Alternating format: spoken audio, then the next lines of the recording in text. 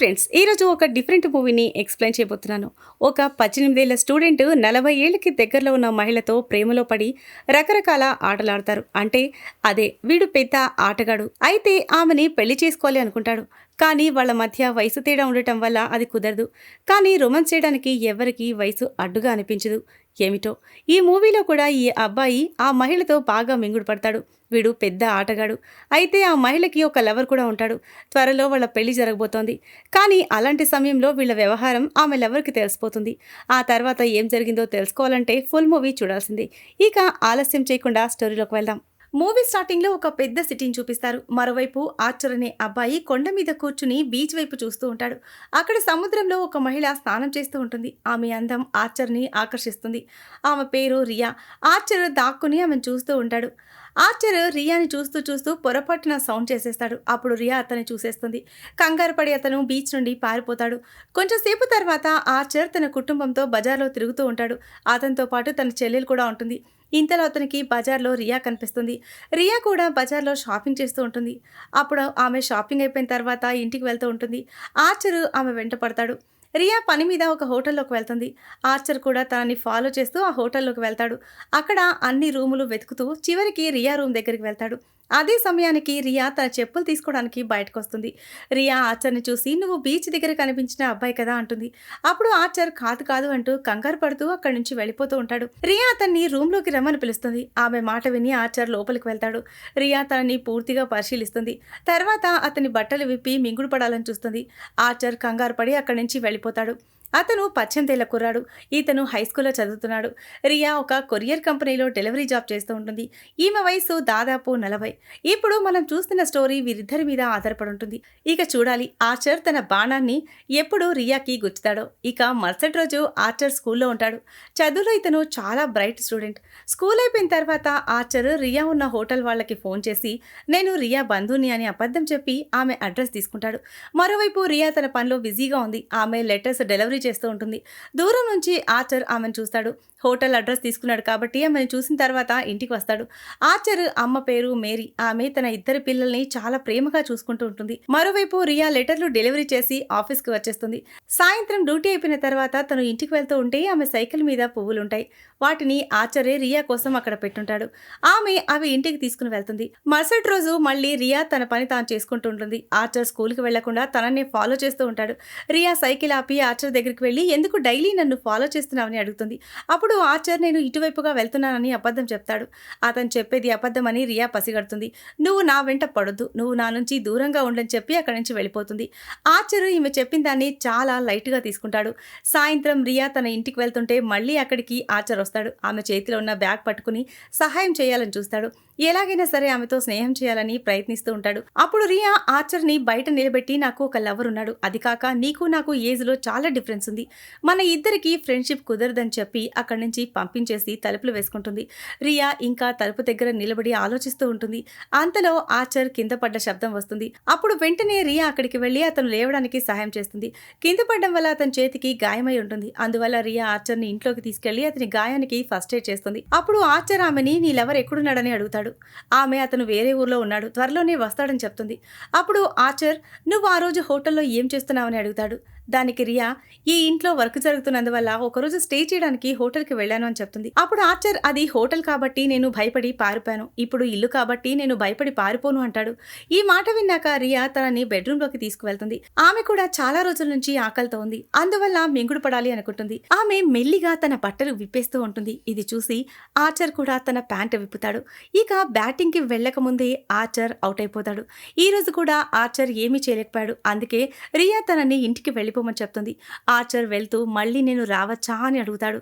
అప్పుడు రియా ఏం చెప్పకుండా ఉండిపోతుంది. అది చూసి తను అక్కడి నుంచి వెళ్ళిపోతాడు. మరుసటి రోజు ఆర్చర్ స్కూల్కి వెళ్తాడు. స్కూల్ అయిపోయాక మందు బాటిల్ కొని రియా ఇంటికి తీసుకువెళ్తాడు. అప్పుడు రియా తన తల్లిదండ్రుల వివరాలు అడుగుతుంది. దానికి ఆర్చర్ తన తండ్రి ఒక వ్యాపారవేత్త అని, తన తల్లికి ఫోటోగ్రఫీ అంటే చాలా ఇష్టమని చెప్తాడు. అంతేకాకుండా తన తల్లి కోసం తన తండ్రి ఒక స్టూడియోని కూడా కట్టించాడని, కానీ ఇంతవరకు ఆమె ఫోటోగ్రఫీలో సక్సెస్ కాలేదని చెప్తాడు. అందుకే ఆ స్టూడియో ఎప్పుడు మూసే ఉంటుందని అంటాడు. ఇలా మాట్లాడుకుంటున్న సమయంలో ఆమె ఒంట్లో వేడి పుడుతుంది. అయితే ఆర్చర్ ఆమె వేడిని తన వేలితో చలారుస్తాడు. మరుసటి రోజు ఆర్చర్ అమ్మ మేరీ బయటికి వెళ్తూ చెల్లెల్ని జాగ్రత్తగా చూసుకో అని, అలాగే ఎక్కడికి వెళ్ళొద్దని చెప్పి వెళ్తుంది. ఇంకోవైపు బయట వాన పడుతూ ఉంటే మరోవైపు ఆర్చర్ చెల్లి ఇంట్లో టీవీ చూస్తూ ఉంటుంది. అప్పుడు ఆర్చర్ వర్షంలోనే రియా ఇంటికి వెళ్ళిపోతాడు. అతను బట్టలు తడిసిపోయినందున రియా అతన్ని బట్టలు మార్చుకోమని చెప్తుంది. ఆర్చర్ బట్టలు మార్చుకుంటూ ఉండగా ఇద్దరు ఒక్కసారిగా వేడెక్కిపోతారు. ఆర్చర్ ఆమెతో మింగుడు పడతాడు. అయితే ఈసారి మాత్రం ఆర్చర్ సక్సెస్ఫుల్గా ఆమె దాహాన్ని తీరుస్తాడు. అందుకు రియా చాలా సంతోషపడుతుంది. ఇంతలో రియాకి తన లవర్ బండి శబ్దం వస్తుంది. అది విని ఆమె ఇల్లంతా సర్దుకుంటుంది. ఆర్చర్ని ఇంటి బాల్కనీలో ఉండమని సగం దుస్తుల్లోనే బయటికి పంపిస్తుంది. అయితే రియా లవర్ పేరు గిల్. అతను త్వరగానే వెళ్ళిపోతాడని రియా అనుకుంటుంది. కానీ బయట వర్షం పడుతూ ఉండటంతో అతను అక్కడే ఉండిపోతాడు. బయట ఆర్చర్ వర్షంలో తడుస్తూ ఉంటాడు. చాలా చలిగా ఉండటం వల్ల సమయం చూసుకుని ఆమె ఆర్చర్కి ఒక దుప్పటిస్తుంది. ఆర్చర్ కూడా గిల్ త్వరగా వెళ్ళిపోతాడు అనుకున్నాడు. అయితే గిల్ రియాతో మింగుడు పడుతూ ఉంటాడు. వీళ్ళ ఇద్దరి శబ్దాలు విని ఆర్చర్ చాలా దుఃఖంలో మునిగిపోతాడు. కొంచెంసేపు తర్వాత మింగుడు కార్యక్రమం అయిపోయాక గిల్ పడుకుంటాడు. అప్పుడు రియా ఆర్చర్ని అక్కడి నుంచి పంపిస్తుంది. ఇక ఆర్చర్ అక్కడి నుంచి నేరుగా ఇంటికి బయలుదేరతాడు. ఆర్చర్ రియాని ప్రేమిస్తున్నాడు కాబట్టి రియాని వేరే వాడితో మింగుడు పట్టం చూసి తట్టుకోలేకపోయాడు. ఇంటికి వచ్చాక వాళ్ళ అమ్మ చెల్లెల్ని ఒంటరిగా వదిలి వెళ్ళినందుకు బాగా తిడుతుంది. ఆర్చర్ వాళ్ళ నాన్న పేరు డార్విన్. ఇతను ఇప్పుడే ఇంటికి వస్తాడు. అయితే వాళ్ళమ్మ ఆర్చర్ ఫాదర్తో ఆర్చర్ని అరవమని చెప్తుంది. కానీ డార్విన్ అతన్ని ఏమి అనడు. మరుసటి రోజు రియా ఆర్చర్ని కలవడానికి తన స్కూల్ దగ్గరికి వస్తుంది. ఆమె ఆర్చర్ వాన్లో తడిసినందుకు ఆరోగ్యం ఎలా ఉందో అడగాలనుకుంటుంది. కానీ ఆర్చర్ ఆమెని చెడ్డదానివి అని అక్కడి నుంచి వెళ్ళిపోమని చెప్తాడు. ఆ మాట విని రియా, నేను నీకు ముందుగానే గిల్ గురించి చెప్పాను, కానీ నువ్వే నా వెంట పడ్డావు అని అక్కడి నుంచి ఆమె వెళ్ళిపోతుంది. రాత్రి రియా ఆర్చర్ వాళ్ళ అమ్మ స్టూడియోకి వస్తుంది. ఈ స్టూడియో చాలా రోజుల నుంచి క్లోజ్ చేస్తుంది. అయితే ఆర్చరే ఆమెకి ఫోన్ చేసి ఇక్కడికి రమ్మని చెప్పుంటాడు. చెడ్డదానివి అన్నందుకు ఆమెకి క్షమాపణ చెప్తాడు. రియా ఆర్చర్ని క్షమించేస్తుంది. అప్పుడు ఇద్దరు కలిసి మళ్ళీ మింగుడు పడతారు. ఇలా రోజులు గడుస్తున్న కొద్దీ వీళ్ళిద్దరి మధ్య ప్రేమ పెరిగిపోతుంది. రోజు ఊరంతా తిరుగుతూ ఫోటోలు కూడా దిగుతారు. ఇలాగే ఒకరోజు ఆర్చర్ రియాని ఒక ఫామ్ హౌస్కి తీసుకొస్తాడు. ఇది సిటీకి చాలా దూరంగా ఉంటుంది. ఈ ఫామ్ హౌస్ ఆర్చర్ నాన్నది. ఇక్కడ కూడా వీళ్ళిద్దరూ మింగుడు పడతారు. మరోవైపు ఆర్చర్ మదర్ మేరీ తన రూమ్ క్లీన్ చేస్తూ ఉంటుంది. అప్పుడు ఆమెకి అతని ఫోన్ దొరుకుతుంది. ఆ ఫోను అతని ఇంట్లో మర్చిపోయి వెళ్ళుంటాడు. మేరీ ఆర్చర్ ఫోన్లో రియా ఫొటోస్ చూస్తుంది. రాత్రి రియా తన ఇంటికి వచ్చే లోపు గిల్లుంటాడు. నువ్వు ఎక్కడికి వెళ్ళి వస్తున్నావని ఆమెను అడుగుతాడు. రియా తనని డైవర్ట్ చేయాలి అనుకుంటుంది. అందువల్ల మాట దాటేసి పక్కకు వెళ్తుంది. అంతలో కోపంతో రగిలిపోతున్న గిల్లు, నాకు చుట్టుపక్కల వాళ్ళందరూ చెప్పారు, మన ఇంటికి ఒక అబ్బాయి వచ్చి వెళ్తున్నాడట కదా, ఇంకా నువ్వు బుకాయించాలని చూడకు అంటాడు. అయినా కూడా రియా నిజం ఒప్పుకోదు. అప్పుడు గిల్కి ఇంకా కోపం ఎక్కువయ్యి బాటిల్ పగలగొడతాడు. అందులో నుంచి ఒక మొక్క వచ్చి రియా కంటి దగ్గర తగులుతుంది. ఆమెకి దెబ్బ తగలడం చూసి ఒక్కసారిగా గిల్ కోపం మొత్తం తగ్గిపోతుంది. ఆమెకి మందులు వేసి పడుకోమని చెప్తాడు. పడుకునే ముందు రియా, నా దగ్గరికి ఒక అబ్బాయి వస్తుండేవాడు, నేను పెద్ద తప్పు చేశాను అని ఒప్పుకుంటుంది. గిల్కి ఆమె మీద చాలా కోపం వస్తుంది. అయినా కూడా ఆమెని క్షమించేస్తాడు. మరోవైపు మేరీ ఆర్చర్ని రియా గురించి అడుగుతుంది. ఆర్చర్ ఆమె నా స్నేహితురాలని అబద్ధం చెప్తాడు. ఆమె ఒక కొరియర్ కంపెనీలో పనిచేస్తుంది అంటాడు. ఇది విన్న మేరీ అర్థం చేసుకొని డార్విన్ దగ్గరికి వెళ్ళి, మన అబ్బాయి ఒక 40 ఏళ్ళ ఆమె దగ్గరికి వెళ్ళి అన్నీ నేర్చుకుంటున్నాడు, వాడు ఆమె మాయలో పడిపోయాడని చెప్తుంది. మరుసటి రోజు మేరీ రియా ఆఫీస్కి వచ్చి ఆర్చర్కి దూరంగా ఉండమని చెప్తుంది. అలాగే ఆర్చర్కి కొన్ని రోజుల్లోనే ఫైనల్ ఎగ్జామ్స్ ఉన్నాయి, నేను వాడు చదివి చాలా పెద్దవాడు అవుతాడని అనుకున్నాను అని చెప్పి అక్కడి నుంచి వెళ్ళిపోతుంది. మరుసటి రోజు రియా ఆర్చర్ని కలవడానికి తన స్కూల్ దగ్గరికి వెళ్తుంది. ఆమె గిల్తో తనకి పెళ్లి జరగబోతుందని చెప్తుంది.